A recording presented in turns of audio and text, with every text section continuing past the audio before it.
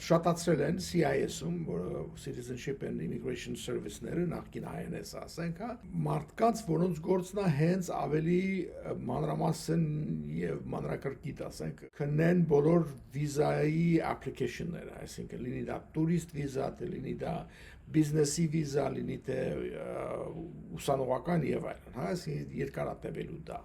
Մակվանից ասեմ, որ եթե մի բան տեղում էր ինչ որ ասենք թե շաբաթներ, հիմա կարող է տևի ամիսներ։ Այդ պետք է այդ բանը պատրաստ լինել դիմորդների համար եմ ասում, բայց հիմնականում նայում են թե եթե քրեական անցյալ կա թե չկա կամ նախկինում երկրից արդեն արտաքսել են իրեն մի անգամ թե չէ, դա իհարկե շատ վատ բան է, եթե մի անգամ հանել են երկրորդ անգամ է սեկել ապօրինի ձևով եւ բռնում են, դա արդեն ադմինիստրատիվ кейսից դառնում է քրեական գործ։ Եվ այսպիսի բաներ իհարկե ուշադրություն դարձնում հատկապես որոշ երկրներից եկածների դեմ, ուրեմն արդեն գիտեք, որ այնտեղ որոշ այսպես կոչված Թրամփի համար անընդունելի երկրների մի ամբողջ ցուցակ կար։ Բարեբախտաբար ասեմ, որ Հայաստանը այդ ցուցակի մեջ չընկավ,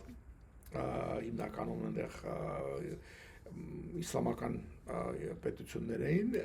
եւ որոնք ասենք որոշ պատմություն ունեն հակաամերիկյան, ասենք թե տրամադրություններ եւ այլն։